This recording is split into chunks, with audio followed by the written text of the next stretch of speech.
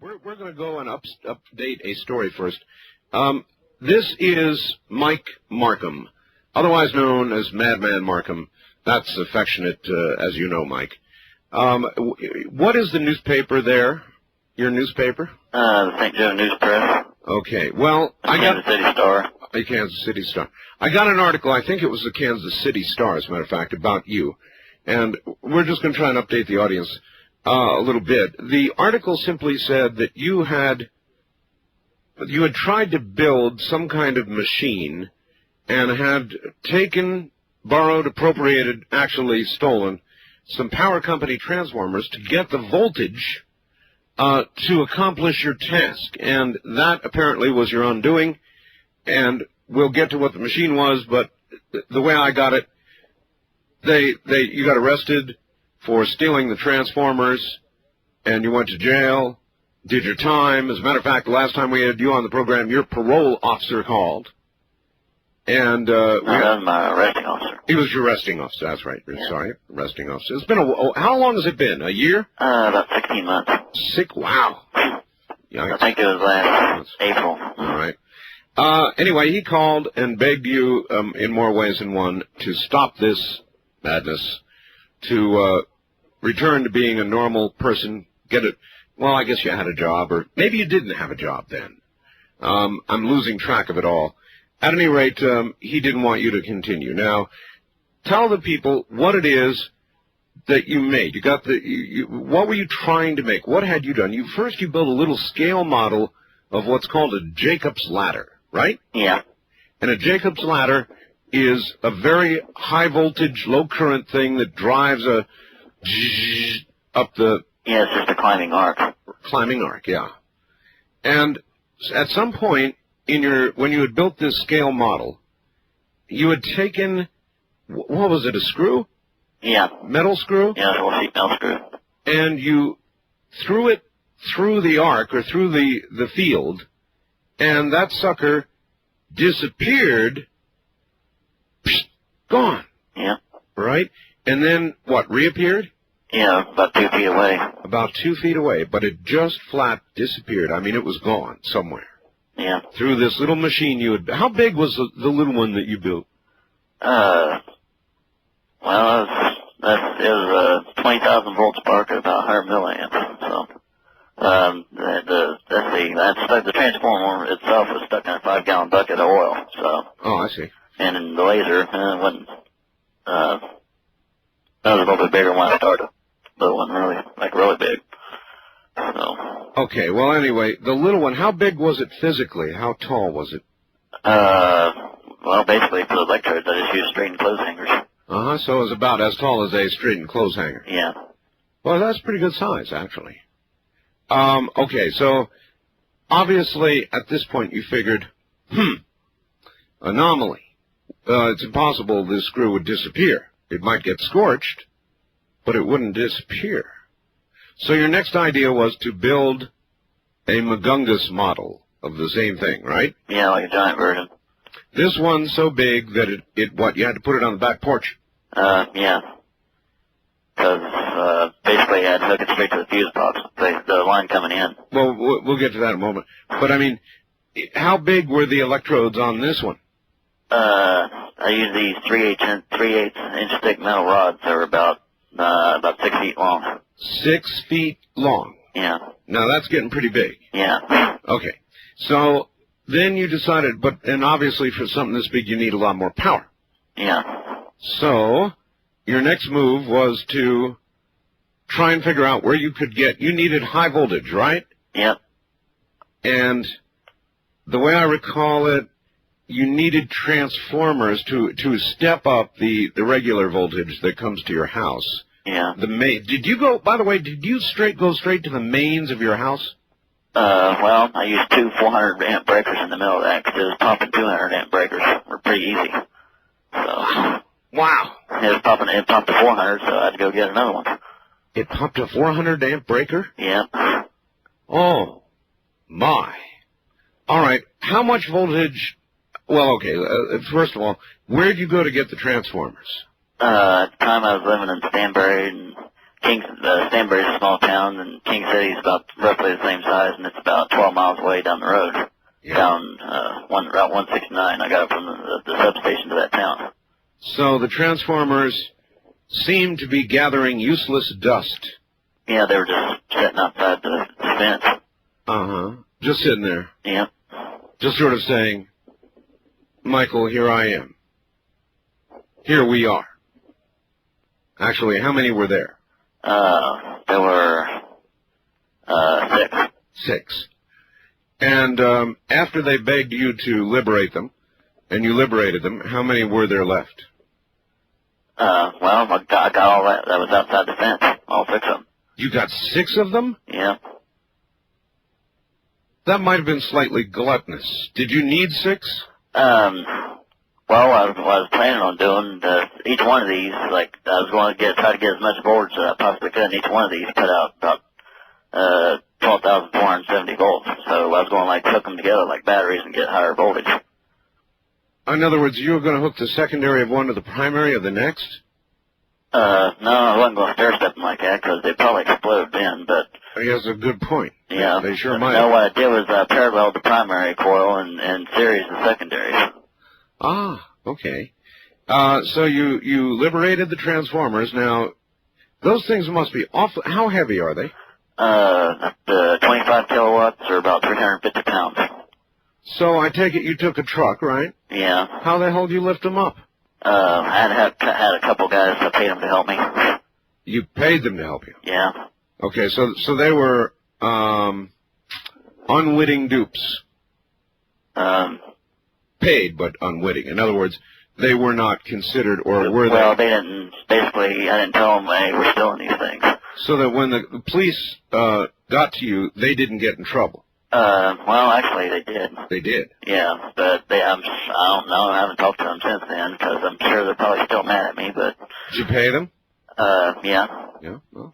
But I'm sure they're still mad at me. But I think they got a lot less than I did. I think they just got a couple years probation. Well, a couple of years probation. What did they? Let's see. How can I put this? What did you tell them that you were doing? I mean, did you tell them this is going to be I just told them I was five finger discount, or did you say we're Well, actually, what I told them was I went ahead and bought these things from St. Joe Light Power. Oh, well then, see, they should have gotten off. Well, seems like, huh? Yeah, it seems that way, but. All right. So anyway, I think the way the cops are looking at it, saying, "Well, you guys are idiots for believing this guy." So, because ignorance is no excuse for. Yeah. Yeah. Because basically, there's like liability factors. Because I've already tried buying those off St. Joe Light Power, and they're still pretty mad at me too. So. They are. Yeah, I'm surprised they even give me electricity, but. I would think after all this time, they would be forgiving. But no. No. Anyway, so you got the transformers, you hooked them up to this gigantic Jacob's ladder, 6 feet tall, and you did what? You just go throw a switch or hit a brake? I hooked everything up. I just turned the breakers on. You turned the breakers on. What happened at that moment? Well, got like a pretty good sized spark. Let's see, unwittingly, I dimmed the southern half of Stanbury. Well, that was very unfortunate. The entire southern half of the town dimmed down. Yeah. Brown out. How far down do you think that you took the voltage? Did they ever tell you? I'm just taking a guess, based on like the size on the size of the power grid I drained, probably down to anywhere from 80 to 90 volts. Instead of 110. Oh, that's very bad. Yeah. Very bad. So this naturally got the attention of the authorities with a big portion of the town going down. And they, I guess, began to investigate. How'd they get on to you, by the way? How'd they catch you? Basically, a friend of mine was like shooting birds with a BB gun, and he shot up in one of my next door neighbors' sliding glass door windows, and he was standing on my front porch when he did that. So that got him snooping. So in other words, In other words, the cops came for that incident, and they saw into your backyard and saw this thing on your porch? Well, he shot from the front porch. He didn't go in, but basically what happened was the guy that was shooting with after that happened, a few hours later, I'm assuming the next door neighbor called the cops because she discovered holes in her window, and then he said. Did she blame it on your apparatus? No, basically there were other witnesses saying this guy shot a BB gun off my front porch, so the cop came and asked for the BB gun, and I went and got it for him. And anyhow, basically the guy that shot the BB gun, he got in trouble for it. So basically, he blames me for getting. I'm assuming he blamed me for getting in trouble. So what he did, he goes and tells the cops that hey, he's got all these transformers and they're stolen. So. Oh, it was a get-even deal, huh? Yeah. So the cops... I didn't know that at the time, but I'm pretty sure that's what happened. Now, well, so what did the cops do? Just come and knock on the door? Okay. This was all happened. Okay. Or did they stand outside with a bullhorn saying, "You're surrounded, Marcum"? Okay. Basically, the incident with the BB gun happened about, if I remember right, about 2 o'clock. This was on a Sunday. That happened around 2. Then the cop comes and asks for the BB gun about 6. Then at 11 o'clock that night, they come in. They just walk right in with a search warrant. So. Walk right in, huh? Yeah. The door was open. They just opened and came right in. Yeah. Oh man! Surprise! Yeah, I woke. Basically, it was pretty cold, so I was like sleeping right in front of the stove. And I wake up and I'm surrounded by 8 cops. Eight cops. Was a rude awakening. So that was your undoing. Then you went to court, and you had to serve. You did serve your time, right? Yeah. Which was how long? 60 days. 2 months. No fun in the pokey. Was it miserable? Actually, it wasn't too bad, cause basically what happened was, originally I was going to keep this whole thing like a secret just for me and a couple of friends. Of course. And, after I was arrested, I was pretty sure I was going to go to prison. So what I said was, I was going to go ahead and, cause at the time I thought it had some sort of, like, time machine apparatus or whatever, and I went and said, well, maybe if I go ahead and tell these guys I'm making a time machine, they'll think I'm crazy and stick me in the loony bin instead. So I went ahead and told them that, and basically the sheriff catches word of it. He tells the Albany newspaper, and the Albany newspaper puts it on AP wires, and before you know it, everybody knows. Yeah. That's probably when we got in touch with you about then. Huh? Yeah. And we don't know that it was not a time machine. I mean, you don't know where that screw went, do you? No. That's the first theory that popped in my head, and that's the only thing I can really think of. Mm-hmm. Now, the larger model, how many times did you get a chance to experiment with the big mama before they got you? Actually, I didn't even get to try it once, because with my original one, my laser basically caught fire. Oh, that's right. Now tell everybody, where does the laser come into this? Originally I was making a real fancy Jacob's ladder, like most people have their strobe lights and lava lamps. Well, I have other, like Tesla coils, Jacob's ladders, and stuff like that. Right. Basically I was making, I was trying to make like a Jacob's ladder that had like a perfect arc, like it reached the top every time. Yeah. Before it started arcing at the bottom again, but anyhow I was like trying to adjust it, and if I just move it like a fraction of a millimeter, the spark would either stick to the bottom or it wouldn't arc. So you mean moving the probes or the poles from each other? The electrodes. Back and forth electrodes, yeah. Yeah. So anyhow, I decided to use the heat from a laser to basically get the spark going. Oh, to ignite the spark. Yeah. The heat from the laser providing basically it lowers the resistance to the air and provides a path. Yeah. Check. So you were in the middle of all this, and you were getting ready for how close were you to the great, grand, big experiment? Well, I set up unfortunately, I only got to hook up one transformer. Uh-huh. Because when you hook those things backwards, they're not very efficient. No, and of course you load down the local system incredibly. Yeah, and if I'd hooked up all 6, I would probably overload the one on the pole. Maybe blown it up. Yeah. So, I'm curious, and I always have been curious, and I don't think I asked you this last time, but had you gotten the big one hooked up? I got the Jacob's ladder section done. No, wait, hear my question. Had you actually finished it and got it working, you know, with the spark going all the way evenly to the top, what would you have done? With the big model? Yeah. After I built the laser and see if it worked, I was saying, hey, this is cool. I probably got it, and basically rebuild my laser better to where it wouldn't catch fire. Heck, I'd probably get it on tape and go from there. I know, but what I mean is you threw a screw through the little model. Yeah. So what would you do with? What would you have done with the big model? If I got the same results, basically I was just seeing. Basically, I was going to see which did it do. If it was send it into the future farther, or if it would make the. Well, I mean, what would you have thrown through? A screw first? Yeah, just a bigger one. And then maybe a cat, and then you get the idea. We'll be back. Madman Marcum is here. All right, now back to Madman. By the way, Madman, I'm curious. Since we did that program. And I started calling you very affectionately Madman Marcum. Did that stick? Do people call you that? Well, everybody called me did. Yeah.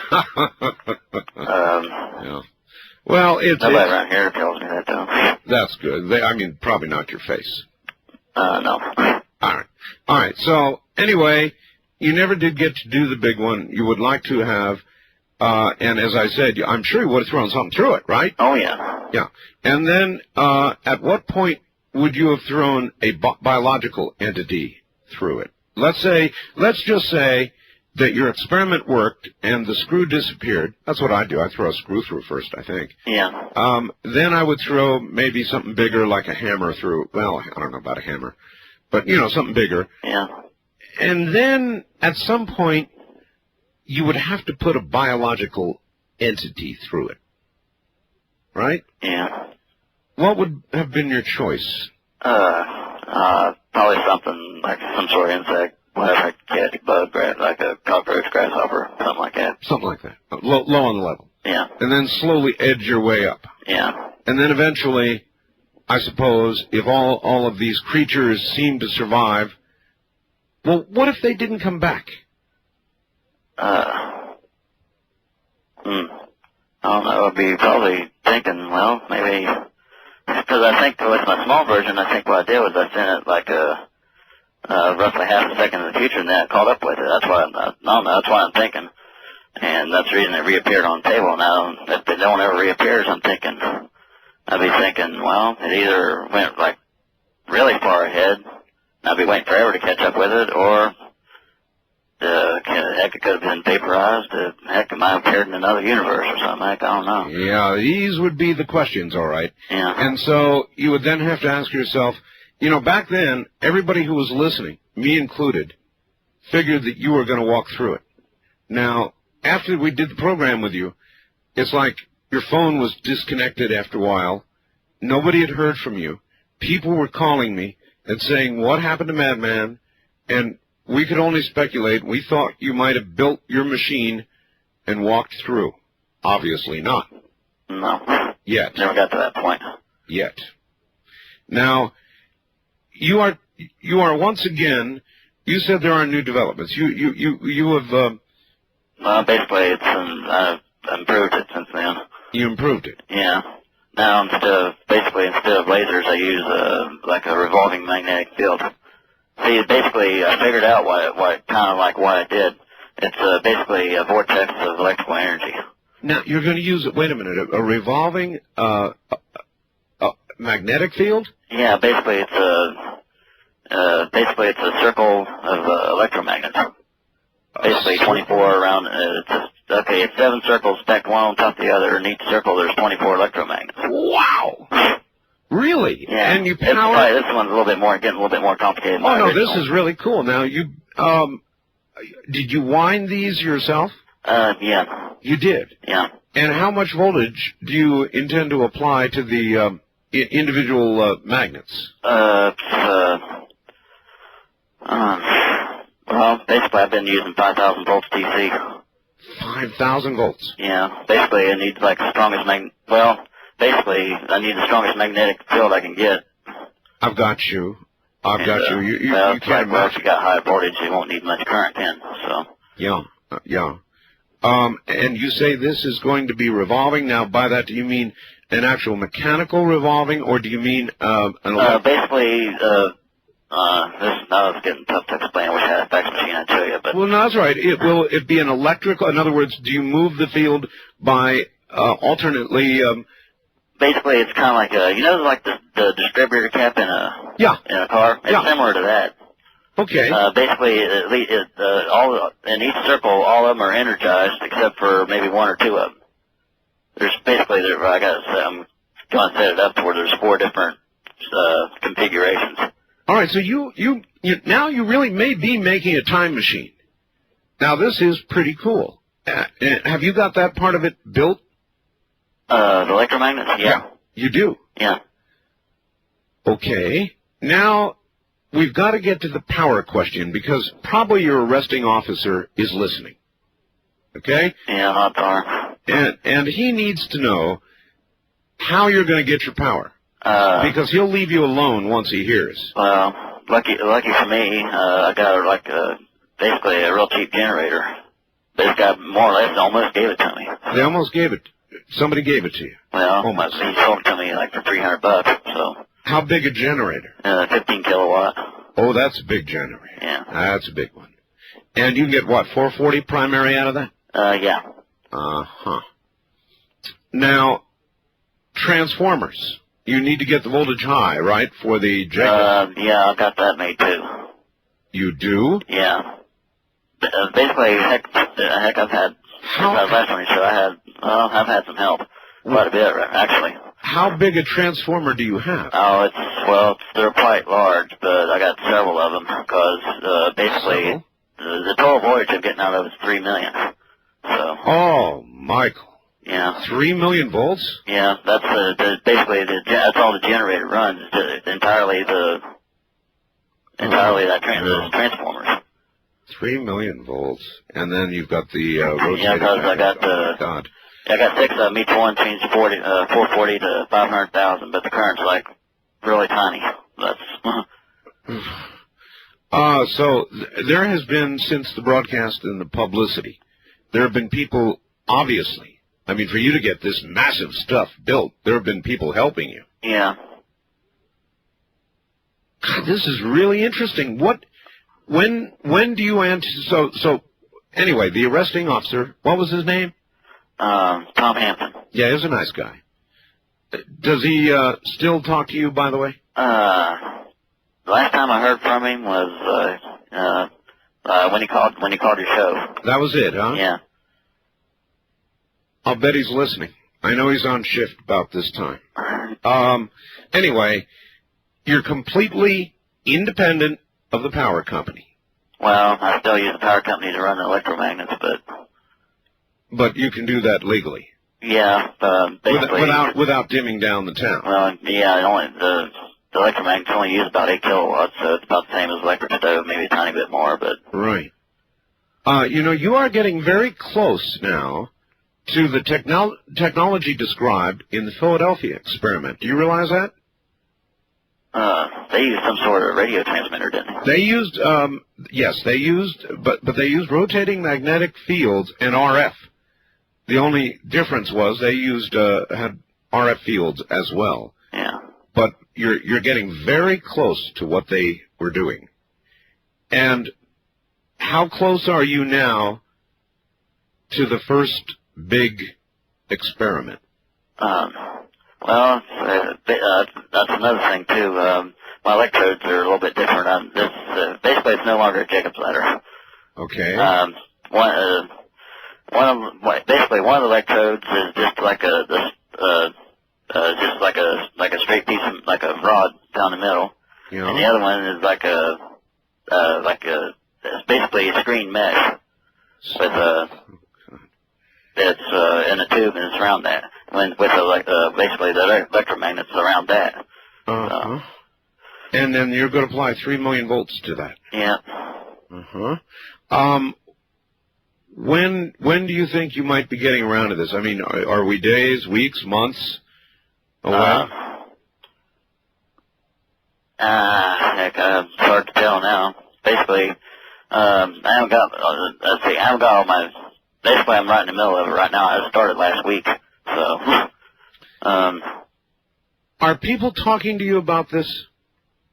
I mean, are you getting any advice, from people? well, basically the people at the technical college and stuff, they think I'm a dead man, so. So do a lot of us. Yeah. Because, well, on that 3 million volts, it's only 3 milliamps, but at that voltage, it's more than enough to do you in, so. Oh, like a French fried potato. Yeah. Absolutely. I mean, you would just be a massive charcoal, you know, and pretty loose, dusty charcoal at that. There would be very little left. Now, that's if, of course, if it doesn't work as designed. Let me ask you this. Where did you get this radically different design for your new machine? Basically, I talked to this physicist, where's the headquarters? I can't even remember the town he was in. It was just like a month after I was last on your show. Right. But, anyhow, it's like basically he said, well, there's this, I don't know if you knew about this or not, but there's this theory. It's like, how'd that theory go? Basically what it boils down to, at the vortex of high electrical energy, basically, theoretically, you can form a hole in the fabric of the universe, and through that hole, theoretically, you can go through time. So, that's what I'm thinking. I understand. Now, in my original experiment where I used a laser, I think the way that happened was that laser was pretty hot, and I never really realized this till just about 3 months ago. It was like the laser was really hot, this was on my back porch, and this was like in the dead of winter in December. Yeah. And it was about 15 degrees outside. Uh-huh. So I was thinking maybe the heat from the laser in the cold air made some sort of like tornado. Right. Yeah. And so the how big is the machine physically going to be? The new one. Oh, this one? Yeah. Oh, gee. Well, let's see. The electromagnets, they're about, if you like from the outer edge to the outer edge, they're about 10 feet in diameter. Oh my gosh. Yeah, they're big ones. Yeah, they sure are. Holy mackerel. Now, are you in an apartment or a house? I'm in an apartment, but I don't have that stuff here. Also, we've got a secret laboratory. Well, more or less, it's just basically just a rented garage. A rented garage? Yeah. Believe me, lots of Sony Corporation began in a rented garage. Did you know that? For $500, they began Sony in a rented garage. Anyway, so you now have a dedicated building for your experiment. Yeah. Well, basically, I got roommates here, and they're scared to death of my experiments. So they didn't want to have it there in the apartment. No. Well, I can't say I blame them actually. Well, they don't even want my Vandergraaf generators or my Tesla coils or anything like that in here either. Really? Yeah. Now that's beginning to get a little pushy. Yeah. I mean, your Tesla coils. Well, the Tesla coils I got are quite large. Oh. They're not just these aren't the little handheld type. These are they draw about 5,000 watts. So. Well, you don't do anything in a small way, do you? I don't know. It's just I start small and get bigger as I go along. Yeah, but I mean, this is a massive change, what you're talking about now. These magnets, 10 feet and such. How about the grid that you're putting up? How tall is that going to be? Let's see. It's about, I'd say it's about 6 feet. Tall enough for a man to walk through. Well, basically this thing's like lying flat because these things are like really heavy. Yeah. I mean, okay, I told you there was 7 circles. Each circle had 24 electromagnets. Yes, sir. Well, basically those are just, I use JB Weld to hold them together because I can't pick the thing up. Each individual electromagnet weighs about 200 pounds. Good Lord. Yeah, that's why basically caused the laminated core, because iron's pretty well, plate metal's pretty heavy when you get it that much. Oh, you have increased your plans exponentially. Yeah. Holy mackerel. Well, I'm just making a small one to see if it works, because eventually I'm going to make one bigger than that. Bigger than that? Well, that's another thing too. Since your show, this guy in Springfield, Oregon, got hold of me. Yeah. And he's working. There's 4 other people that's been doing experiments connected to mine. One's what's his name? John Searle. He's in. Have you heard of him? I've heard the name somewhere. Yes. He's in London, England, and this so happens he's made like some sort of special generator. It just basically runs on free energy. I'm familiar with these people, yes. Of course. Yeah, and that could definitely come in handy for me. Because ultimately what I'd like to do is like build like a really giant one. Yeah. Basically, with a small one, I'm going to see what controls what. Like if the current controls like how far I go into the future or the past or whatever. Yeah. And what I can do to like make it go in reverse and go into the past. Yeah. And then figure out a way how the heck to control that. Maybe it will depend on the phase of the electrical current or the way the magnets are rotating. Who knows? Yeah. Any of that's possible. Ultimately, though, if the experiment goes as you hope it will, there's got to come a moment when a human being walks through or into the field. Doesn't there? Yeah. So this is where we've always been worried about you, and now with 3 million volts, this is real serious. Well, I suppose actually dead is dead, and even your earlier Jacob's Ladder, if things had gone wrong, would have fried you alive. Yeah. So this would just be a more spectacular ending. Yeah, I'd probably vaporize. Vaporize, yeah, that's what I was thinking, vaporization. But on the other hand, you're really, and this is what I got out of the first interview, you're really serious about this, aren't you? Oh, yeah. And you really do believe that you can move things in time, huh? Yeah. Do you think, and this is a philosophical question for you, but I've always been fascinated with people working on time machines, and you're down to some serious work now, serious machine. Do you think it would be a good thing for us to be able to move in time? Have you given that any thought? Well, if it does like it does in the movies, heck, that'd be great. But I don't know. I've been talking with some other like theoretical physicists and stuff like that. Yes. Basically, as far as like the quantum mechanics and like the physics of it. Yes. It'd be similar. Well, I wouldn't get torn. I'm sure you've heard of a black hole before. Oh, of course. It's like basically, if I wouldn't get torn apart since I'm using electromagnetism instead of gravity. Right. But the problem is, if I like go through it,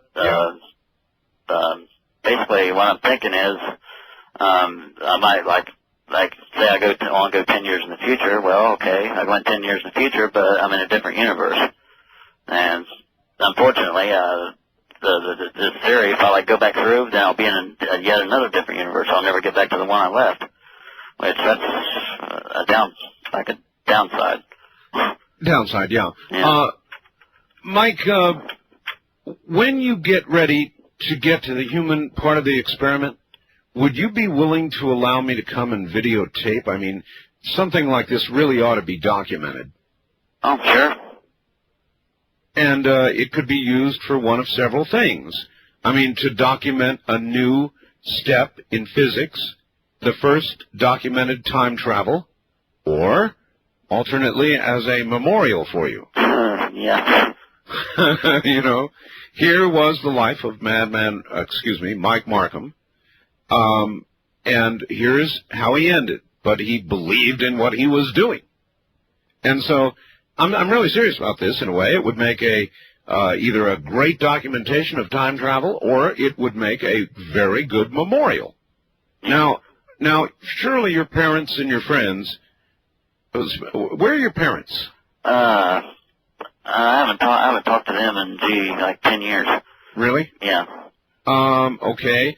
Then friends, what do they say to you? Are they concerned about you? Well, some of them think I'm full of crap. Some think I'm crazy. The others are, like, kind of worried. Have you wondered about whether you're crazy yourself? Now, I'm not saying you're crazy, and far from it, because actually I really think you're working in a fascinating area, frankly, and I might be tempted to do something like that myself. But have you ever considered your own sanity? And said to yourself, Mike, I might be nuts. Well, Is that a yes? I never really considered it, really. Never thought about it. No. So basically, I take that back. I kind of have, but I just figured, well, if I am, and not, I'm not. Que sera, sera. Yeah. All right. Mike, hold on, because the phones here are going nuts. The people remember you, obviously. They want to talk to you. Stay right where you are, and we'll be back to you after the news, all right? Okay. My guest is Madman Marcum. His plans have increased exponentially. In fact, a lot of the work is done. We'll be back. All right, back now to Madman Marcum. Madman, because there is an audience that joins us at midnight, just if you would, you've now got, it's out of your apartment. You're not using the power company power anymore. You are using this giant generator. You've got 15-kilowatt generator with a 440 output. You've got a whole series of gigantic transformers. How big, again, please? They changed 440 to 500,000 each. 500,000 each? Yeah. You've built yourself a grid with a rotating group of 24 magnets, electromagnets, is it? Well, 24 in each circle, then I got 7 circles, so it's 168 altogether. Oh, my gosh. And each one of these is how big? It's about 5,000 volts at about 1 amp. DC. And physically, how big are they? Each circle's about 10 feet wide. Man, this thing is gigantic. This thing is going to be, do you remember that movie, what was the name of it? Where in Egypt, where they dug up the big circle? Do you remember that? Yeah, Stargate. Stargate, thank you. What you're building sounds like Stargate. Well, it's like I told you about that guy out in Springfield, Oregon. He's setting up like a really big lab for me. Yeah. And, well, I was like, already drew up plans for that, like bigger scale. Yeah. And for that, I plan to use, it's going to be a little bit more complicated yet. Instead, just like it's going to be, basically it's going to use 40 million volts, two-phase at very low frequency. But before we get to that, I mean, you're going to carry through this experiment before you get to that one, right? Yeah, basically, well, the reason I'm doing this is to, like, basically improve it before I make the big one. It's a lot cheaper to, like, build a little one and improve it rather than build a big one and then tear it back down again. All right, now, listen to this fax that I just got. It's from a pastor, a man of the cloth. Art, tell Madman if he wants a human volunteer to go through first, I will do it. I have, since I was a small child, been fascinated with time travel. As a matter of fact, I've been doing my own research and testing on time travel. I've been perusing Another Route. Remember the movie Somewhere in Time? He's been doing that thing. But he is actually, Pastor Bradley is volunteering to go through. Now, this brings up a big moral issue, because if Pastor Bradley should go the way a fly goes, and you know those little fly zappers? Yeah. If Pastor Bradley were to go like that, they could potentially, they could charge you with, I don't think murder, but maybe manslaughter. Yeah. So you would be disinclined, I take it, or do you want a human volunteer? Well, that was really nice of him, but if I do a human volunteer because of that, I'll probably be the one. You're going to be the one? Yeah. All right. Well, certainly some scientists have injected themselves with their own serums, to prove. Here's another practical suggestion for you just before we go to the phones. Art, please ask Madman what he thinks about the idea of, instead of first even putting animals into the vortex, here's an idea for you. Basically strap a camcorder to the end of a pole and put it into the vortex. Maybe we could safely see what's on the other side when the experiment gets to that stage, that is. Now, that's not a half-bad idea, or is it? Well, wait a minute now. A camcorder wouldn't survive the electromagnetic field, would it? Well, the way it's set up, basically in the center of it. Yeah. Okay, you got your screen mesh. Yeah. Right. I'm thinking there's going to be. I'm just going to use whatever works better. I don't know yet, but I'm either going to use just like a straight rod or use like a metal pipe. Now, if the metal pipe works better, then basically that metal pipe acts to some degree like a magnetic shield. So that might be an okay idea. Yeah, but I don't know if I'll get the same results as with that or with a rod. All right.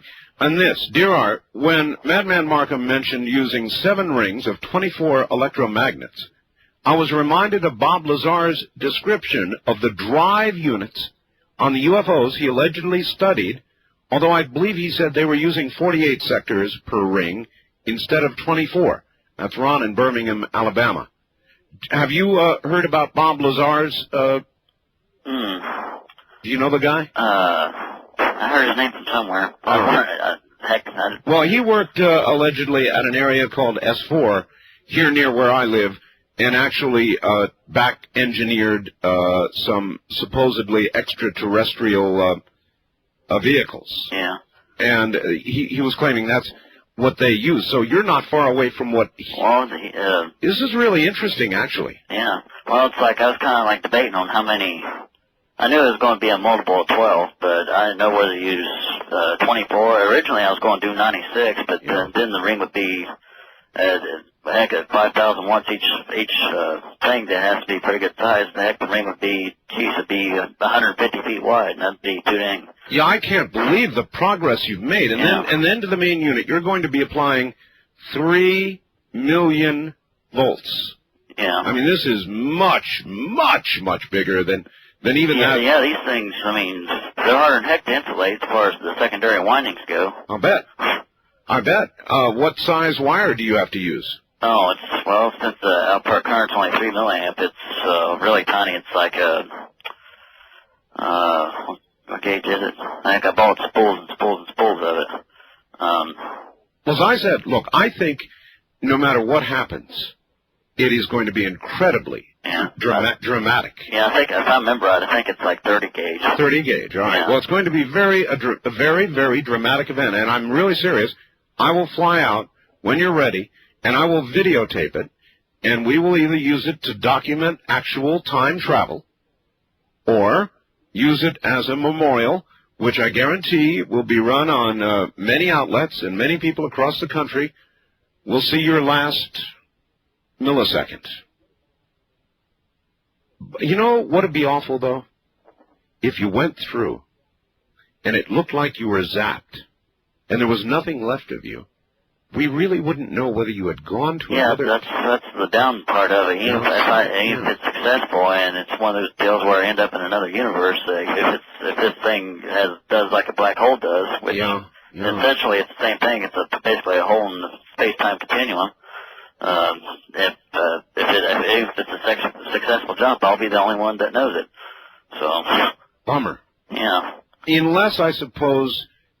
You know, I hate to use this analogy, but when a fly hits one of those zappers, it sort of vaporizes. Yeah. But there's still a little dust, right? Yeah. So there'd be some dust of Marcum left. Maybe some sort of dust. I mean, it wouldn't totally, or would it, you know more about this than I do, would it, if it didn't work out... Well, the current's only 3 milliamps. Odds are it wouldn't vaporize me. It'd probably just... I'd probably be electrocuted and have burn marks all over me, but since the current's only 3 milliamps, it probably wouldn't do a whole lot. Well, it's going to be dramatic, that's for damn sure. I really would. I'm serious about this. I'll come videotape it. If you'll allow me to. Oh, yeah. All right. If you had to guess, what period of time are we talking about here? Well, that's just it. Just a guess. Assuming things continue to work out on your timeline. as you want them to. When, just a guess. Well, assuming I don't run into any problems, like technical problems, I'll probably, maybe I still need to finish electromagnets. I'm only about halfway done on those. Probably a month. A month. Yeah, I got a full-time job, so basically I only get to work on it on evenings and weekends. Well, that's good, because I'm going to Europe here for a couple of weeks, and I'm going to have to arrange to fly out there, and which I'm going to do. So you need to keep me informed. I will. All right, now let's go to the phones and see what people have to say to you. This is quite remarkable. Wildcard line, you're on the air with Mike Marcum. Hello. Hi. Hi. Where are you, sir? This is Tony. I'm in Issaquah. I'm listening on Como. Oh, okay. Seattle. Yes, sir. What was the name of the guy in Springfield, Oregon who's doing it too? Well, he's not really doing it too. Basically, he's just like, he's more or less a coordinator between me, a couple other guys, and, well, can you spell his last name? it's, Daniel Webb. Daniel Webb. Yeah, W-E-B-B. And did you videotape the Jacob's ladder and the screw disappearing? Well, I didn't expect this to happen. I didn't have one handy. No, see, this was his very first scale model experiment. Did the screw disappear and not come back? It reappeared roughly half a second later. Half a second later. And Yeah, when this thing it was setting on the edge disappeared, of was a it big inside tube.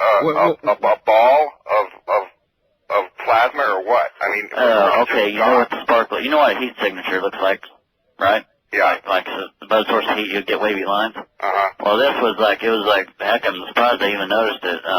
Basically, I thought I was seeing things. Basically, this was kind of like amoeba shaped. They're just going straight up and down. The wavy lines, they weren't really wavy lines unless you, like, pay attention to the background of it, but it was like kind of like amoeba shape. Kind of like a mirage type shape? Yeah. Or heat waves, you were saying, like on a... Yeah, but instead of going straight up and down, it was going kind of circular. Okay, so none of this stuff was videotaped? Unfortunately. Because there's a caller. Hold on a second. Because I can remember the original story when he was on the air. He got the screw through, but what was controlling this was this little laser that he had taken out of literally out of a CD player. CD player, thank you. And he overloaded the laser. And is that correct, Mike? Yeah. See, I got to throw this thing through 2 or 3 times because I thought I was really flipping out. Right. And I said, cool, I discovered something here. I got to get this on tape. Right. And not probably 5 seconds after I said that, I was getting ready to turn the stuff off and go borrow a camcorder. The laser caught fire. And that's when he started on the bigger one, the bigger model, which he had. Yeah, because the laser was the most complicated part, and I figured, well, if I'm going to rebuild the laser, I might as well do a big version. Right. So to get to the point, then he built the big one caller, and of course the long arm of the law stepped in to the middle of that experiment. Well, I hope you get something of the original one on your website, Art. I really appreciate it. And my question really is, why are you replacing the laser with the rotating magnetic field? All right, good question. Go ahead, Mike. Well, if I ever jump through it, with no laser there, all I have to do is worry about the electric spark then. And another thing, a magnetic field I found out is a lot more efficient. And this was on advice from a physicist, right? Yeah. I think that he's on the right track. I think you were originally too, but you have made a quantum leap, certainly, going to this rotating magnetic field. I think you're really onto something. East of the Rockies, you're on the air with Mike Marcum. Hello, Art. This is Rick in Ocean Springs, Mississippi. Well, hello, Rick. Hey, Madman. Yeah. I want to tell you what I think you should do is I think that you should get a radio frequency. I think is the frequency you're using, the rotating frequency, 160 megahertz? Well, no, he's not using RF. He's not using RF. No, he's using these rotating, alternating magnetic fields. Okay. As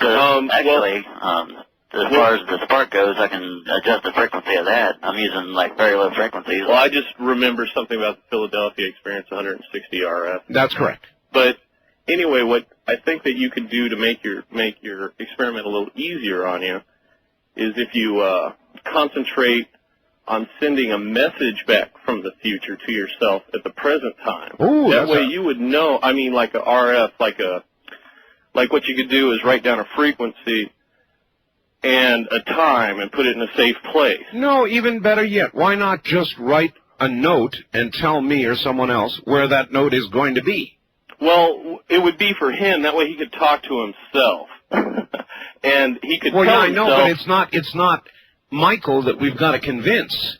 I know, but what I'm saying is Michael could tell himself how to actually make his machine. That way it would be kind of a lazy way to do it. Well, we'll have his machine. We don't have to worry about that part. If we want to prove that he went into the future, then he writes a note and he leaves it in a pre-designated place, and depending, of course, now who knows how far in the future he gets tossed. Yeah. But if it's not too far, then that note is going to appear. Right. Well, that's true. Or he could make a radio, because radio waves are never lost.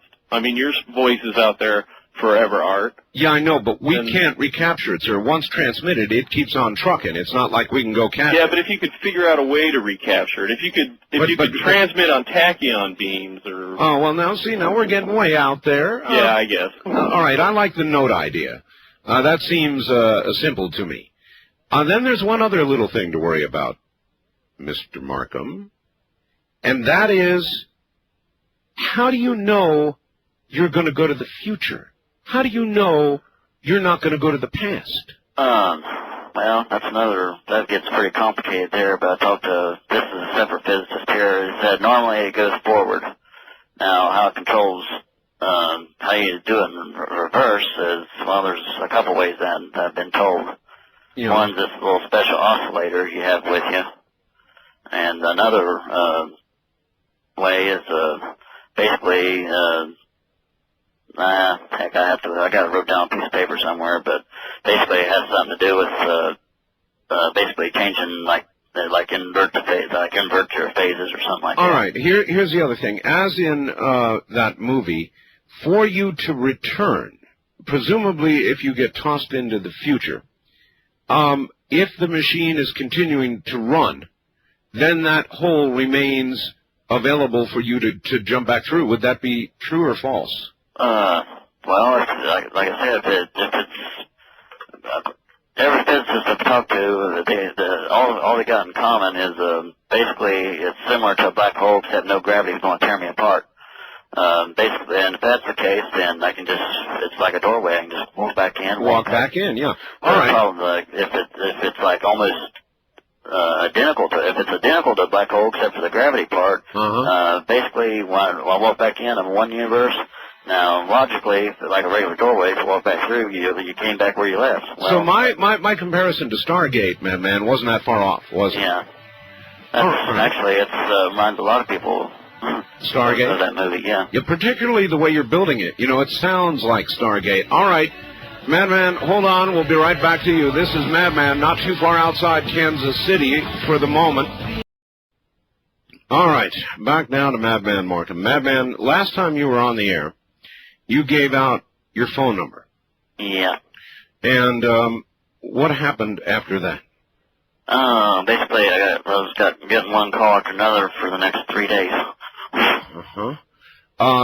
So people are going to, of course, ask if they can contact you again this time. And last time I warned you. Yeah, well, last time I was debating whether I should have used my address or my phone number. I should have went with the address. Okay, so I didn't really mind it, but it was like I'll get cranky after 3 days without sleep. Well, you gotta admit, I warned you. Yeah. I did warn you. Yeah. All right. So now you've got an address. Why don't you go ahead and give your address now so people can write it down and communicate with you while okay, it's 209 and a half. I'm sorry? 209 and a half. 209 and 1/2. South 13th Street. South 13th Street. St. Joseph, Missouri. St. Joseph. Mo. And the zip code? 64501. 64501. All right, good. 209 and a half, South 13th Street, St. Joseph, Missouri, 64501, right? Yeah. And if you put Madman on top of that, I don't know if the postman will know who I am or not, but... He probably will. Yeah. All right.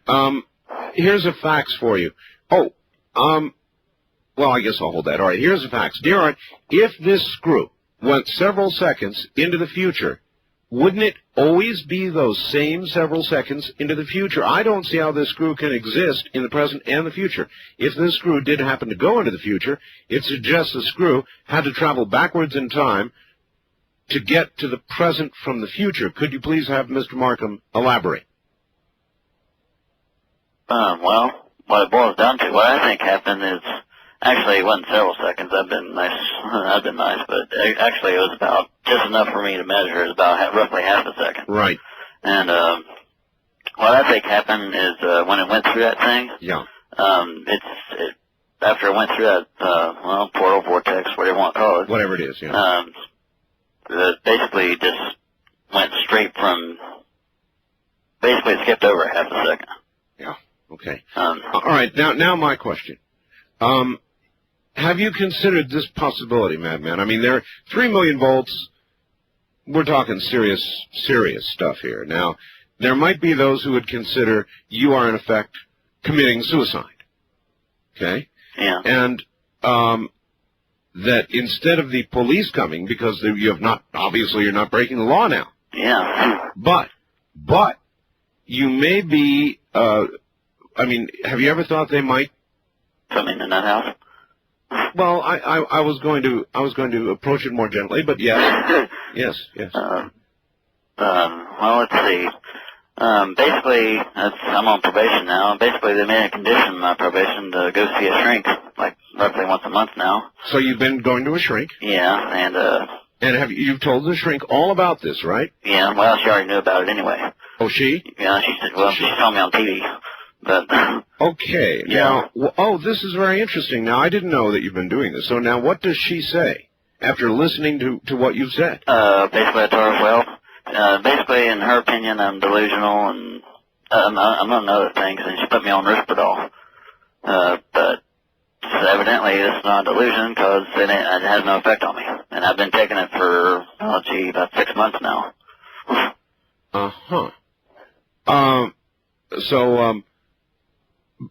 So she thinks you're delusional. Yeah.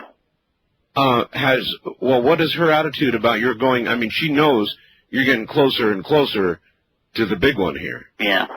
And what's she saying to you about this? Well, basically she asked me, it's the same thing. I go in, she asks, well, anything changed, Mike? And I always tell her, not really.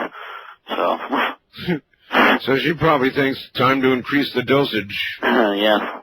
Or something like that. Well, Michael. She hasn't really increased it in the past couple months, so. Maybe she figures that's as much as chemicals can do. Wildcard line, you're on the air with Madman Marcum. Yes, this is Dr. Joe. And okay. I have done a lot of science fair stuff in my youth and continue a hobby of physics as an amateur. And I'm rather impressed with Madman's recent research. I had a couple of suggestions. Let me ask you this, sir. Based on what you know, you heard him describe what he's building, right? Yes. When should he walk through this, what would happen? Not right away. The first thing that he needs to do is he needs to get a spring-loaded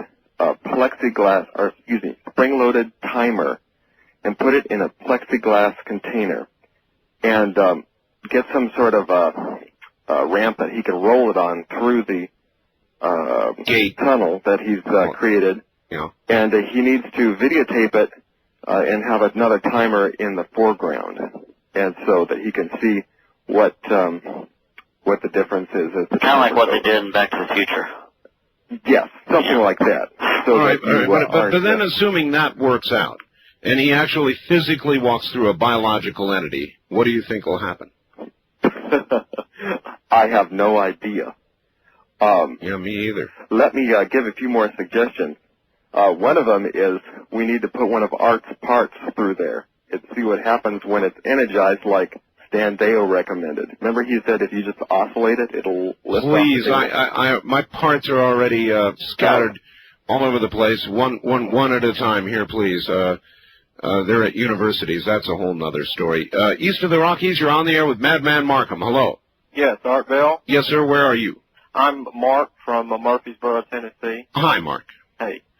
I wanted to ask Man, I've been reading a book on the current state of the art in quantum physics, and what most quantum physics tend to think now is that in order to explore time or interdimensional travel, you have to generate energies that were only present at the initial moment of the Big Bang, when the universe existed in 10 dimensions.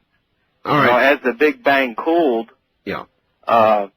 6 of the dimensions curled in upon themselves, and we were left with 4 that we know, 3 of space. So you're trying to suggest he cannot generate enough energy? Well, what most physicists say now, in order to explore hyperspace or time, you need to generate an amount of energy called the Planck energy, or 10 to the 19 billion electron volts, which is about 1 quadrillion times larger than energies currently available in our accelerator. All right. Well, I appreciate that suggestion, but there are, in fact, indications. If you look at the Philadelphia experiment, if you look at Lazar's work, there are indications that it can be done with much lower voltage if other factors are involved, like this large rotating magnetic field that Madman is talking about. Right, Madman?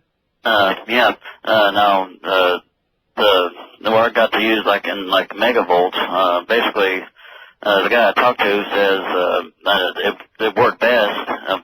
Unfortunately, I can't generate that much right now, but it worked best. I had 40 million volts two-phase.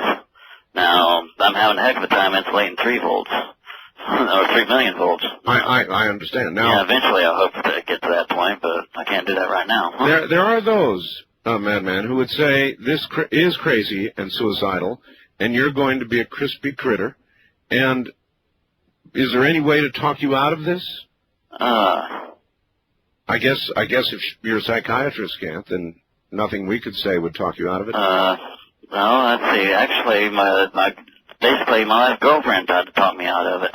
You mean, did she leave you because she couldn't? Yeah. But,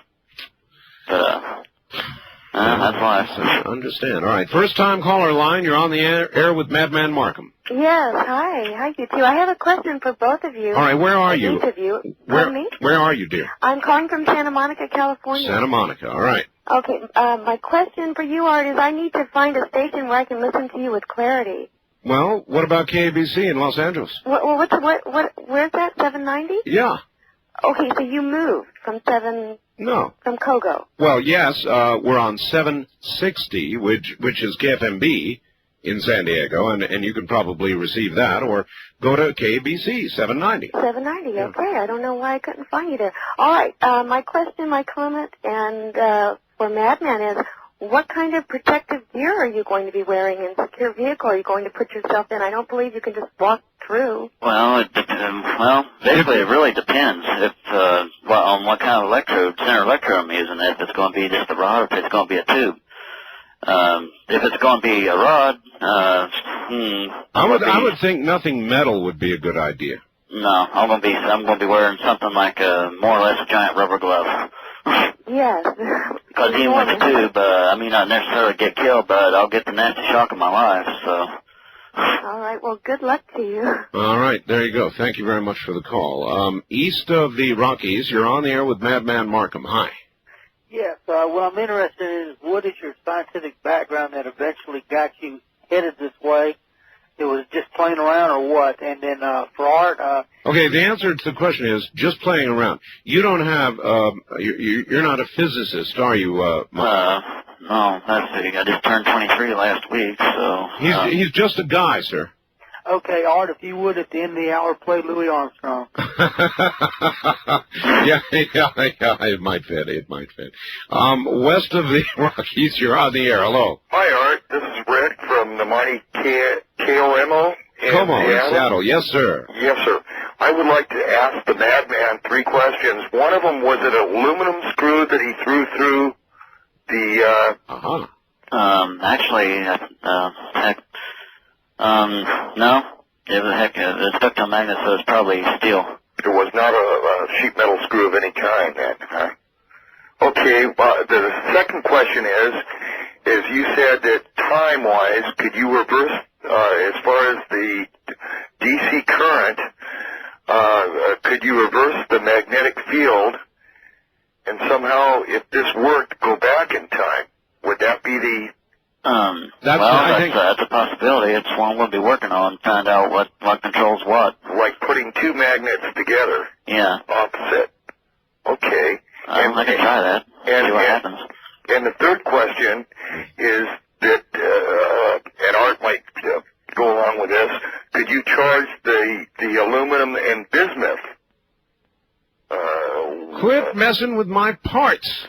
Well, my I parts want to are find out they're at a if you could university, charge that. and they're going to have 1 million volts applied to them, sir, so... Well, he's got 5 million. No, 3 million. 3 million, okay. Okay, well, thank you, Art. All right, thank you very much, sir. Thank you, bye-bye. All right, bye. A first-time caller line, you're on the air with Madman Marcum. Hello. Hello. Yes, this is Lee from Kansas City. Yes. And I was real interested. I'm not a physicist or anything, but I was interested in what you're talking about. And I was wondering, when he goes through, if the minister would go through first, it'd be murder. So why doesn't he take someone with him? That way, when he goes through, they can decide together what's going on over there, and then one could come back. Well, there's a pretty good idea. Is there anybody, Madman, who wants to go through with you? I mean, you've got friends who are helping you build this. Oh, actually, I know several people, but I'm assuming they don't got much faith in me because... in other words, they're willing to help you make coils, but they're not willing to... Well, what I'm saying is there's a couple that's willing to, like, go ahead and be guinea pigs, but they don't got much faith in me because they're kind of, well, in my opinion, they're suicidal, but... In your opinion, they're suicidal? Yeah. You mean actually they're thinking the machine isn't going to work and they're suicidal, and so they don't care? They want to, go, I'm assuming they want to, go out in a really spectacular way. So. Oh, this would do it. This would do it. Another thing I'd like to ask him, what is his background if he's only 23 years old? Aside from prison, you mean? No. I mean his education. All right. Madman, did you get through high school? Oh, yeah. I was majoring in electrical engineering for 2 years in college before I had to drop out. Okay. Besides that, most everything I know I learned by experiment. All right, so you're an entrepreneur, a self-learned mad scientist. More or less. Okay. East of the Rockies, you're on the air with Madman Marcum. Hello, Art. Hi. My name is Eric in Kentucky. Yes, hi, Eric. Hi. I was just wanting to give a suggestion for Mr. Madman. Maybe you could just tie a string onto something that you throw through. So you could pull it back. Yeah, just pull it right back. You know, it's easy. Or maybe shine a flashlight through it. Yeah, if the light comes from back out, you know. I was just thinking of that. Well, you know, these You'll things... be putting the light through two different mediums if it's actually going somewhere else. Yeah, these things, obviously, you would try before you walk through yourself. Oh, yeah. So what we've got to do is have you perform the initial experiments, Madman, and then, and then, of course, call me before you do the big one. I mean, when I say big one, I mean... When I jump in. Yeah. Definitely call me before that. West of the Rockies, you're on the air with Madman Marcum. Hello? Going once, going twice, gone with the wind. First time caller line, you're on the air with Madman Marcum. Hello? Hello. Yes. Turn your radio off, sir. Turn my radio off. No problem. That's very important, yes. Turn it off. Call the wildcard lines, area 702-727-1295. I have a question for Matt. Okay, we're not allowed to put your last name on the air, sir. Okay, Tim. So let us just call you Tim, and where are you calling from? Oak Grove, Missouri. Oak Grove, Missouri. All right, go ahead, Tim. Okay, I have a couple questions for Madman Marcum. Yep. First off, would he think about putting a laser with the magnetic field? Well, I think that the magnets are Basically, the magnet does the same thing as the laser, only a lot more efficiently. Yeah. See, what originally did it was the combination with laser with 15-degree air is what originally caused that. Okay. Now, the magnetic field basically does the same thing as that, but a lot more efficiently. Yeah, I was thinking of using the laser to help dampen the field possibly more with in conjunction with the magnet. And because of wave-particle duality, I took a physics class in college. Wave-particle duality in light, if you possibly put one at the top and the bottom going together, canceling each other out in the waveform. Well, as you have heard the design, which is significant, I mean, this is a Stargate-sized thing he's building. Yes. What do you think is going to happen to him when he walks through? What will happen? Yeah. What do you think will happen based on the design you've heard him describe? Well, that's hard to say. Doing the Philadelphia experiment, it can happen like that. Or, well, it just depends. Now, it's worth reminding Madman at this point that... yeah, he could possibly get killed over it, yeah. Well, even if he gets through, let's say he gets through, remember the results of the Philadelphia experiment where sailors were like halfway, buried in the deck. It was horrible. You remember that? Yes, and I also heard that people who did survive were crazy over it. Just went totally crazy. Well, in this case, though, they might not be able to tell any difference. Yeah. So Madman may have an advantage. Oh, actually, basically, I don't know. I'm thinking what could have been part of that is there might have been some like low frequencies in there, and well, your brain waves are anywhere from 0.1 to 10 hertz, and it just so happens that's the same frequencies I'm playing with. So basically, I made this sheet metal, like sheet tin helmet over my head. You're actually going to be using frequencies akin to the ones that the HARP transmitter is using. Yeah. Basically, it's anywhere from 0.1 to 30 hertz. Oh, man. Heck, I'd like to get lower, but lower frequencies, it's like, well, you need like a really giant capacitor, and I can't find one that big. Well, we might be able to find one. Madman, you want to do one more hour? Okay. We are hearing the story, the new story, and the big plans of Madman Marcum. I call him that. His real name is Mike Marcum. He's in Missouri. And he is building, to me, what sounds like Stargate. It really does sound like Stargate. We'll get him to describe it again here in a few moments. I went out and talked to my wife during the break. I said, honey, this really sounds like Stargate. She said that to me it sounds like a barbecue. And she could be right, I suppose.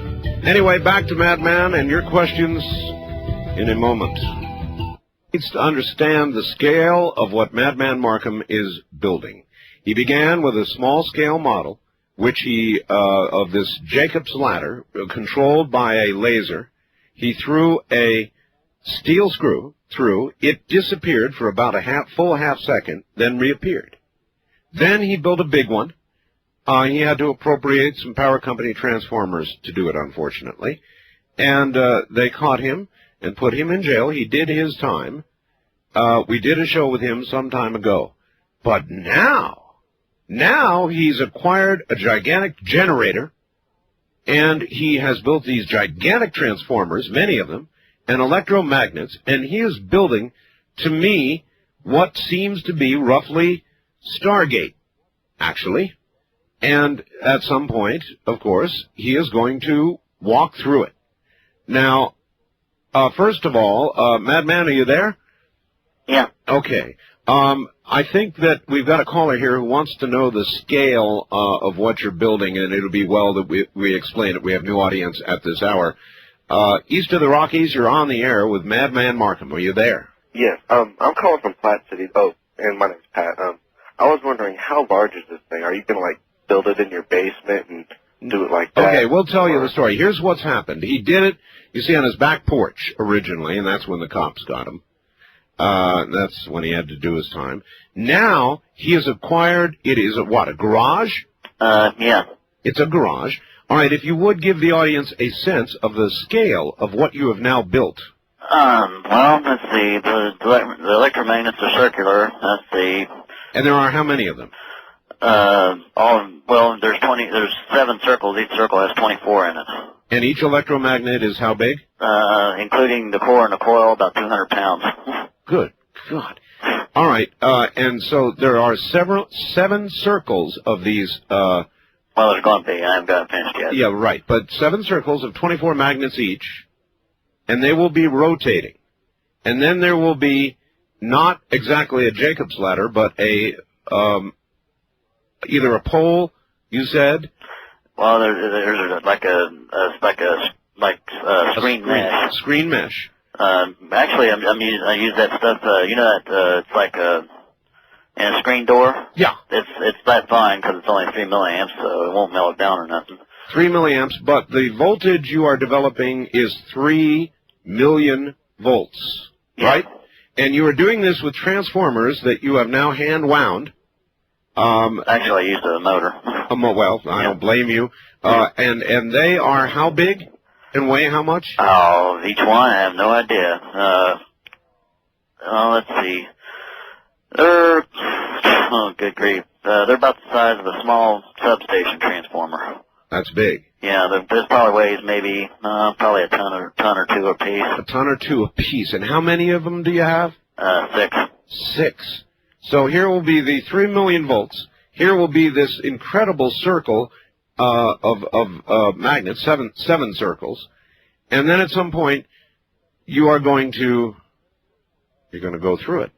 Now, here's Dave in Houston, Texas. He says, Madman, I have relatives in St. Joseph, Missouri. Is that far from you? That's the town I'm in. Okay. My father-in-law owns St. Joseph Electronics. If you run short of capacitors or resistors, drop by. Actually, that's where I get all my parts from. Really? Yeah. I go there all the time. I'm probably their number 1 customer because, I just got done buying a bunch of parts for a cascade multiplier. And okay, well, they're always happy to see me because every time I go there, I spend last time I was there, I spent $1,500. Oh, man. All right, well, this is Dave in Houston, and I guess maybe you've got a little pull now because this is relative, all right? Okay. So mention Dave in Houston when you go back next time. Maybe it'll get you a discount. Okay. All right. Plus, of course, if you never come back, they can go down and recover. Anyway, Dear Art Madman, it sounds like a one-way trip. You best think about it a little more. I dream of time travel myself, but I don't feel it's worth my life. Now, that's a good question, Madman. Listen, by the way, I should say, I was talking to my board op up in Oregon during the break, and he said, look, mad as this guy may sound, A, he's really doing it. B, a lot of people thought Thomas Edison was totally out of his mind, and a lot of other inventors who have done things like you're apparently about to do, Michael, and maybe you're not so mad after all, and maybe it's people like you that get out on the cutting edge, that really do make the jumps, the leaps in technology that others are afraid to try.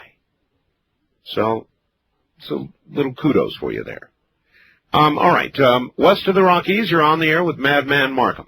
Yes. I was wondering, I think everyone needs to understand or think about the scale on which he is working. I'm reminded of another movie, Time Cop. What are some of the moral ramifications of what you are doing?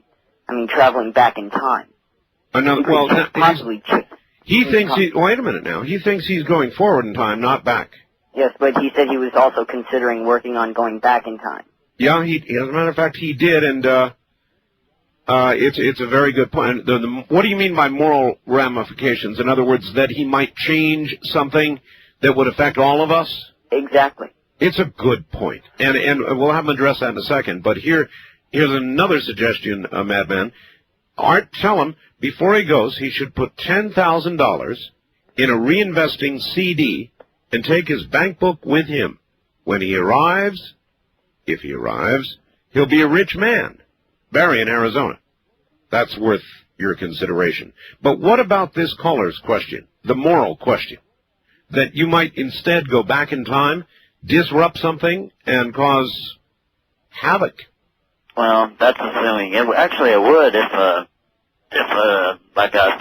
showed up in the same universe I left, but I've been talking with a lot of quantum physicists, and they think, well, they think it's virtually impossible to stay in the same universe. And if that's the case, then whatever I do, it won't affect this one. So. That's a good point. How about that, caller? It seems to satisfy my... Thank you. All right, you're welcome. Thank you. First-time caller line, you're on the air with Madman Marcum. Hi, how you doing? This is Dave from Kent. Hi, Dave. Yeah, I got a question for you, Madman. Why do you associate the disappearance of the object directly with time? Heck, I got that question last time, too. It just, no, heck, over the past, at first I didn't really know what to think. I thought it maybe like teleported or something like that, but basically it fits like, basically all the current quantum physics theories and stuff like that. Have you explored any other possibilities, such as maybe the bending of light waves or something to describe why? Well, yeah, that's what I was thinking too. Man, like similar to what the Philadelphia experiment people set out to do, but they ended up messing up time. That's why I was considering that possibility too. Like I said last time I was on the show, maybe I made a really intense magnetic field intense enough to bend light. Now I know. Let me ask this, Madman: are you not at all concerned that, like in the Philadelphia experiment, yeah, sure, you'll go through something, all right, but what is the garage floor made out of? Concrete. Concrete. Well, suppose half of Madman's, in the concrete, the other half is above concrete, and there's no one there to help you. Oh. That's something to think about, too. I don't know which would be worse, getting fired or getting stuck in concrete. Yeah. Or this. Art, if Madman goes back in time, ask him to please find out the following. A, if Bill really inhaled. B, if Hillary threw the lamp. And C, who killed Vince Foster. That's also from right there in Kansas City. So it's a little request in case you happen to go back. Yeah. Wildcard line, you're on the air with Madman Marcum. Hi. Oh, Wildcard Jack from Northwest Colorado. Yes, sir. And want to know if, with all that electronic equipment and electromagnetic stuff, if you have or have considered using any of Stan Dale's formulas or theories on gravitation or anything like that, maybe diversify your effort a little bit. Well, he's using a massive rotating magnetic field, sir. Massive. Yeah. Yeah, about the only way to get more massive is to use a particle accelerator. That's right. I mean, this will be a very serious magnetic field. There's no question about it. West of the Rockies, you're on the air with Madman Marcum. Hi. Hi, how you doing? Okay. This is Rick from Indio, California. Yes, sir. And I was wondering the fact that if he does go in time, that let's say he goes in like 2 years. Yeah. Well, in that 1 year time, in real reality, he has died. What happens? Is he dead then, or is he? Where is he then? Can he come back? See. Well, that goes back to that. It's called the multiverse theory, is what it is. Like in Time Cop, that guy ran into itself, and basically a disaster happened. Yeah. Well, actually, the way I think it would happen, it'd be just like another person. I can do I like shake his hand or shake my other self's hand and do whatever, but it wouldn't do anything. But if I like died in part of that time and just basically skip over that time, the time that I died, I wouldn't know it. Okay, I was just curious about that. And then also on the UFOs, when they're talking about the UFOs on the 48 magnets he was talking about. Yeah. I think sort of UFOs do work that way, where they've got a magnetic field to where they use our North Pole and South Pole, where they can magnetize the unit itself, and that's how they travel. Yeah, that could kind of like a pole to pole. Yeah, that could easily be. I think I think you're on the right track, but I'm cautious about encouraging you. But it sounds like you're going ahead no matter what. So again, I will come and I really will videotape this. This needs to be carefully documented, for one of many reasons. For a first-time caller line, you're on the air with Madman Marcum. Yeah, hi. I had a question Go ahead. We barely hear you. Speak Yeah, I up. have a question. I'm sort of a Star Trek fan, but anyway, wanted to ask the question, what if he ripped open sort of a hole in the universe and which would cause, this part of the universe to kind of be sucked through it? In other words, environmental implications. Well, for all of us. that would happen with a black hole because of the intense gravitational field, but this is an electromagnetic field. As far as I know, as long as nobody on the other side came through to this side, nobody on this side came to the other side, nothing would happen. As far as I know. So it would be a localized effect, and it would not. Yeah. Now, if I use gravity instead of electromagnetism, that's another problem because I read in this book if you take 1,600 tons of iron, if you could compress it down to the critical diameter for a black hole, yes, it'd be quite small. It'd be roughly about the size of a couple hundred atoms clumped together. That's small, all right. Hold yeah, on. well, it's like what would happen. It would eventually, if there ain't no way to contain this thing, if you dropped it, it'd sink to the center of the earth and eventually swallow up the whole darn planet. Well, I hope that won't happen. First, Well, first-time caller line. You're on the air with Madman Marcum. Hello. Hi, this is Chris from Eastern Kentucky. Hello, Chris. I was just wondering, I don't think anyone's brought this up yet, but you've kind of hit on it here and there with the Philadelphia experiment stuff. But what might be the biological implications to you when you go through it? Oh, severe. I mean, he could be a French fry. Well, I mean just beyond that. There's been a lot of... if I make it. Yeah, if you make it through, yeah. Or he could survive it wholly intact. Or he could come out on the other side with a shredded liver. I mean, who knows? Well, what I'm referring to is the electromagnetic field effects on the human body. There's been a lot of studies on that here, with... Yeah, until it is very tense, and it does affect the iron in your blood, so... Yeah. I mean, you might end up, I don't think it's intense enough to... heck, I never have really bothered to guess, how many gauss it is, but... Caller, do you think that Madman should be allowed to continue as an entrepreneur, since he has not taken anything, or B, arrested, or C, institutionalized?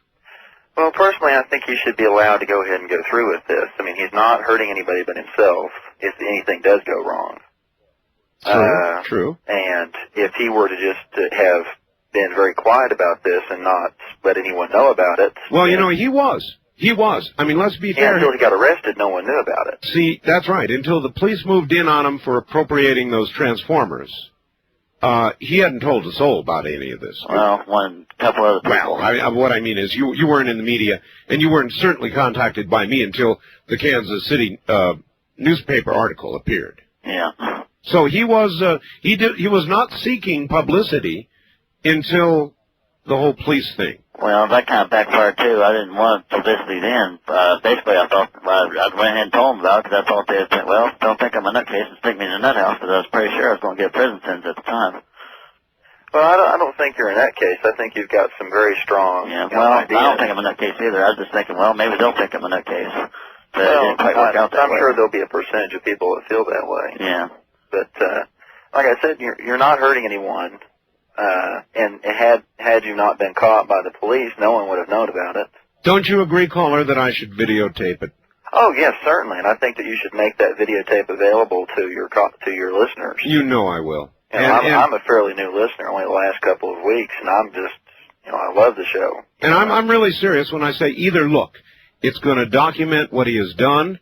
I mean, if the guy just disappears without a trace, then we've got something on our hands. Yeah, definitely. If he vaporizes and all there's left is madman dust on the floor, then we have a memorial to a brave man who followed his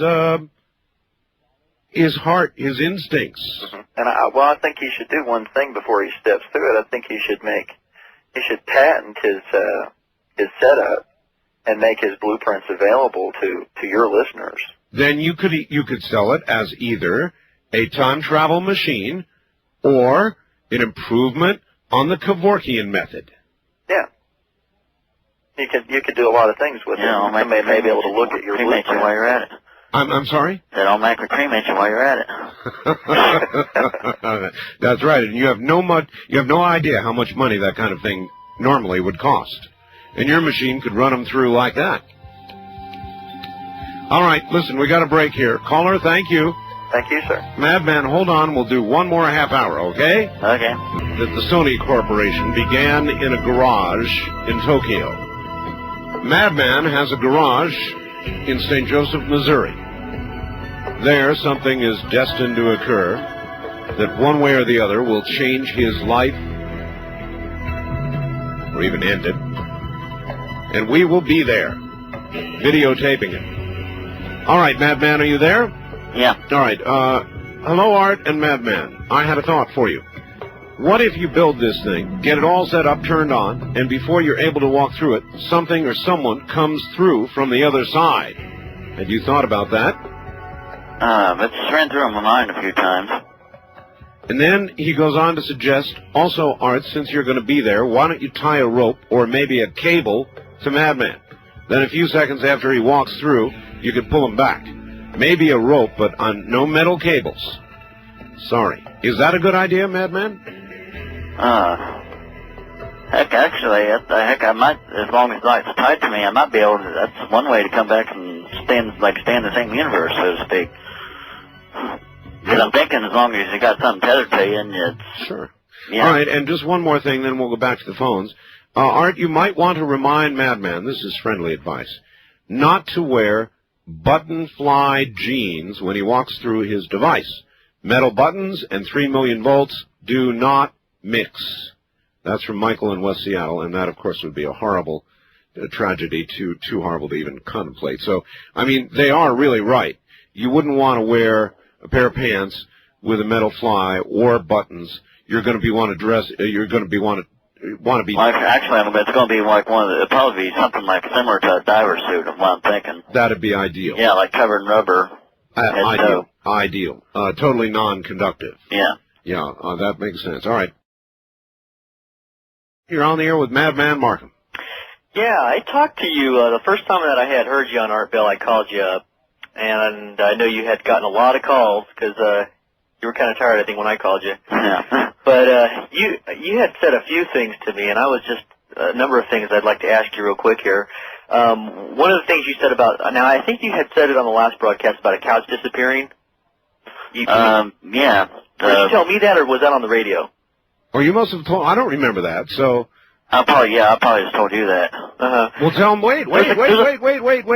Caller, wait. Madman, what do you mean a couch disappearing? That happened in front of 4 witnesses too. What? Well, I didn't really think a whole lot of it, but I figured something like one of my friends was playing a joke. We were at a party. Yeah. But anyhow, this was. This wasn't too long after I got the utility transformers. Basically, about a week later, me and 3 other, me and three other friends were basically like partying. A friend of mine stands on the couch, reaches over the counter to get a beer. Okay, then they go back, and that was roughly 7 o'clock. Okay, at 7:20, another friend of mine goes, "Hey, Mike, where's your couch?" And I wasn't. This was like in the room next to where I was, like the room over from the room I was in. Right. I go over there, and my couch's not there, so I figured, well, they're playing a joke on me. But anyhow, so I searched for the couch, like I searched all over the house, can't find it. A couch is hard to hide. That's what I was about to say that, yeah. Yeah, and I couldn't find it anywhere, so I figured, well, maybe they took it outside, but there's only, like, the front door, I've just seen them carry it out that. I don't think they couldn't, they'd had trouble carrying it out the back because there's transformers sitting there. Big ones, yeah. So when did the couch reappear? It never did. You mean this couch to this day is gone? Well, if it ever did reappear, basically, from the last thing I heard was that house where I was living at before I moved to St. Joe. Yeah. Well, I moved out, and some other people took that house over. Well, that house burnt down. So. They didn't blame it on you, did they? No, I was nowhere near there. All right. Caller, go ahead. Another thing, too, that you had said, which I thought was kind of interesting, was, and you said it to me, and I don't know if if you feel, I don't know what you would say about it. About the psychics. Remember, you said that they had kind of like forecasted or told you some things growing up. There was a couple times you had talked to them, and they said something to you about the timeline. Do you remember saying anything about that? Are you there? Madman? Huh? Do you remember anything about something about psychics? About psychics, and they kind of looked into your future, and there was like 3 different ones over a period of growing up years. No, basically I just asked them when I was going to die, and all that was roughly the same thing. What did they say? They said one said I was going to be 87, the other said I was going to die in 2060, and basically the other one said roughly the same thing. So what do they know? Yeah. All right, okay, caller. One more thing. Yeah. This Jacob's Ladder concept, I kind of feel, biblically, you look back in the Bible about the Tower of Babel, and it said that they were trying to build a tower to heaven, and that God had confounded the languages because they could have done it. And I almost think that this kind of like a Stargate kind of concept, this, scholars have said that was some kind of a Stargate where they were actually trying to get into a heavenly realm by building this tower, whether it was the pyramids or it was some kind of a... Well, it may take them to heaven. All right, caller. Thank you very much. Wild Card Line, you're on the air with Madman Marcum. Hi, Art. Hi, Madman. Yes, hi. Just real quick, if the Philadelphia experiment really did happen, the government picked up a lot of it. Oh, by the way, my name's Pete in Anchorage. Yes, Pete, Anchorage, Alaska. Okay.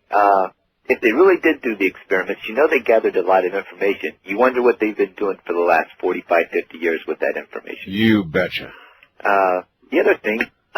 but without access to it, even though I know it sounds crazy, somehow Madman may be on the right track. That's what I'm thinking, too. Yeah. I was wondering, I used to work with high-voltage transformers in Connecticut, and when you put a heavy current to this copper and everything, it induces a large current field. What I'm wondering is, how is the rubber suit going to protect him from that? All right, it's a valid question. Oh, but as far as the magnetic field? Yeah, well, and the high voltage, yeah. Like I said, if I use like the tube, like more or less the tube within a tube deal. Yeah. Basically, well, as long as that's arcing, as long as I don't touch it, odds are as long as it's grounded, it's not going to arc to me. Just stop and arc to me, especially when I go through this thing, I'm not going to be touching the ground. I'm going to be in midair. Midair. Yeah. In other words, you're going to have to almost jump through. Yeah. Wow. All right, hold on, Madman. We'll be right back. With his new expanded plans, and actually it's more than plans, Madman, about how far done toward the, what I'm calling Stargate, how far done are you? Let's see, so far I got 2 of the circles done, working on my 3rd, and I got 7 to do. Other than that, let's see. The transformers? All those are done. All done? Yeah. More or less all I got is electromagnets. And then I got like a bunch of experimenting to do. So we could be a month away from a call for the videotaping. Yeah. If everything goes, all goes well. Yeah, okay. East of the Rockies, you're on the air with Madman Marcum. Hi. Hi, how you doing? Where are you, sir? I am in Lakewood, Ohio. All right. Okay, my question has been previously addressed. I was just wondering, if it is a door that you could travel through, and then once you get there you could travel back, wouldn't something possibly come through just on coincidence? Yeah, that'd be you wouldn't want that. Like Pandora's box, possibly? Yeah. No, like somebody from the other side sneak through back to here? Yeah, just on coincidence of the space where it opened. Or something. Something could be going through that space where it opened. Oh, yeah, that could be true, like open right in front of an airplane or something. Anything. God, that's an awful thought. Yeah. I mean, there could be something that we could, that just could destroy the world. So what would do you urge him to slow up and not do this? No, not at all. I mean, I just don't think it's possible because... Well, all right. Let me rephrase the question. When Michael walks through this, what do you think will happen? I really don't know, because I think if time travel had been possible, we would have evidence that someone in the future had been coming back. I mean, so you think he's going? Well, maybe no. That's another possibility. Maybe they can figure out how to go forward and come back from the point they left, but can't go backwards. So you think he's going to be charcoal? I don't know if anything's going to happen at all. Well, no, something will happen. I just think had there been time travel possible, we'd have evidence. Oh, look, that's a defeatist kind of attitude, isn't it, Madman? Yeah. I mean, how are we to know until we try? To just, one thing's for damn sure, and that is, I would say, the only thing that won't happen is nothing. Something with 3 million volts and those rotating magnetic fields, sure as hell, something's going to happen. West of the Rockies, you're on the air with Madman Marcum. Yes, Art, this is Sharon in Sacramento. Hi, Sharon. Hi. I have a real technical, or limited technical awareness here, but concerning the mental and biological concerns, I just wanted to mention that Preston Nichols in the fourth Montauk book right. Inadvertently discovered that titanium has shielding properties against detrimental frequencies. And I was thinking maybe he could wear a head shield of some sort under his rubber suit. Oh, I think he plans a head shield. Well, I got one, but it's not made out of it ain't made out of titanium. It's made out of sheet tin, but. Okay, well, it was the special properties of titanium that I think were important there. And I think what you're doing is wonderful. I wish you the very best, and I believe that there's a lot of energy in our mental focus. And we just suggest that as you move on through this, that you focus your intention on experiencing the highest possibilities, not ignoring other possibilities, but that intention needs to be real clear that way. Well, one thing's for sure. If he fries, we will memorialize him on this show, and we will be sure the videotape is circulated as a great memorial to him, won't we, ma'am? Amen. Amen. That's a good way to end the call. Amen. East of the Rockies, you're on the air with Madman Marcum. Where are you, please? Hi, this is Mark in Little Rock. Hello, Mark. How you doing? Okay. I'm Mad Mike. I wanted to say that a caller called in earlier and was trying to, he asked a question, was association with time and travel. I think the answer to that could be that we only know about existence as life and existence as death, and I guess he's trying to figure out is there anything else out there besides that, or is there any distance in between? Well, you may be talking to the man who's going to find that out. And I just wanted to say, man, you got some guts, man. And I wish you the best. All right. All right, thanks. There you are. A lot of support, Madman. Are you surprised? I had quite a bit last time. Heck, well, when I was on the show last time, the first call was like, well, basically, some lady thought I was going right to Antarctica. I'm the one who wrote the Antarctica cookbook or something, but. Yeah, well, they know better than that now. But, I mean, there's a lot of support. I'm amazed. First-time caller line, you're on the air with Madman Marcum. Hello? Hello. Yes, sir. Where are you? Sacramento, California. All right, you're on the air. Well, a couple of things. I wanted to ask him why he was doing this, and the other thing is he planning to go back in time or forward in time? Well, he thinks forward. Let's deal with your first question. It really is a good one, Madman. Why are you doing this? Are you driven? Is it a compulsion? Well, it's just something I discovered and I'm seeing where I can take it. Is it like something that...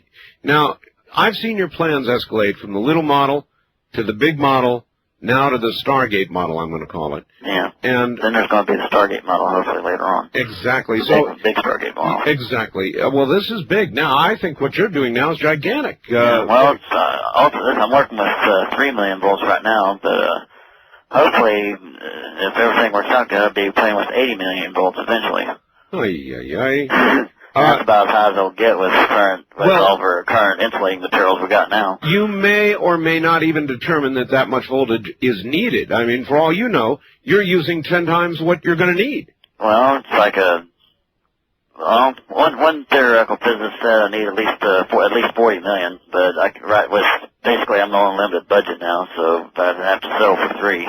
But I mean, this could blow you right into the 25th century. Yeah. All right, first-time caller line. You're on the air with Madman Marcum. Hello? Oh, hello. Yes, you're on the air, sir. Where are you? I'm in Jacksonville, Florida. All right. You were talking about how and figure out ways to make sure it worked. Yes. And I'm thinking, get a cat, a radio transmitter, and... Why not a dog? Well, anything really that'll, travel. Dogs make more noise. They bark a lot. Yeah. Maybe you can hear the dog on the other side barking or whining. No, what I meant was... A cat might just go to the other side and sit there like cats do, Well, you get, 2 stopwatches, start them both at the same time, attach one to the cat, and a radio transmitter. I don't like this cat idea. Well, see, the idea is when you find the cat, if you find the cat, if it really works, the stopwatches will be different.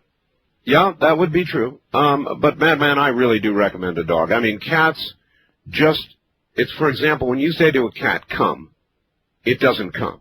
No. So if the cat was on the other side, it might just sit there, or for all you know, it'd get on the other side and find a extra-dimensional bird, and that would be the last you'd heard of that cat. Yeah. It'd be gone. At least a dog, you'd say, come on back here, Rover, and he'd be back. West of the Rockies, you're on the air with Madman Marcum. Art, this is Brian from Oahu. Hello. Hey, yeah, I need to ask you something. Yes. Is this thing going to generate a lot of heat? Good question. Madman? Well, let's see. Well, since the current of the spark's only 3 milliamps, I doubt it. Now, as far as the electromagnets go, they'll be running pretty warm. Yeah, well, what I'm wondering about is, maybe I not wear this rubber suit, and you're going to get a lot of resistance and a lot of heat, and I wouldn't want that melting to you, and especially this tan shield you're talking about. Well, if I use like the tube within a tube version, basically, he does have a point. I mean, what if the rubber suit literally melted into your skin? God. Man, use Nomex. Just get one made, have the zippers pulled out of an old flight suit down in military surplus. Hey, the other thing, I got to go real quick. I know you got a lot of people want to talk to you. Also, the videotape. I don't know. I can't remember exactly how videotape works, but with that type of magnetic field, you may not be able to get. Well, I'll tell you what we'll do. We'll take videotape. We'll take digital cameras. We'll take movie. We'll do it right. Yeah, and one last thing. Yes. I know some people mentioned this Montauk project. I heard something about an alternative 1, 2, and 3, and then Philadelphia experiment all tied in. Yep. There was supposed to have been an underground experiment, okay, and apparently something happened to where it scared them enough that they filled this whole thing in with concrete and then stayed away. Now, that's the government, right? I've heard that. Yeah. Now, if they were worried that you were going to be opening up something that they were scared enough to put concrete in, they'd stop you. Or if they realized that you weren't on the right track, they'd leave you alone. All right. That's true. Listen, Madman, we're coming to the end. We got to go. But I want you to give out your address for everybody again, all right? Because there's a lot of people who want to contact you. Okay. Before you go, so to speak. So, what is your address? It's 209.5. Actually, it's Mike Marcum, right? Yeah, Mike Marcum. M-A-R-K-U-M. C-U-M. M-A-R-C-U-M. Yeah, U-M. M-A-R-C-U-M. Yeah. Okay, and the address? 209, 1/2. 209 and 1/2. South 13th Street. South 13th Street, right? Yeah, St. Joseph. Right. Missouri. 64501. 64501.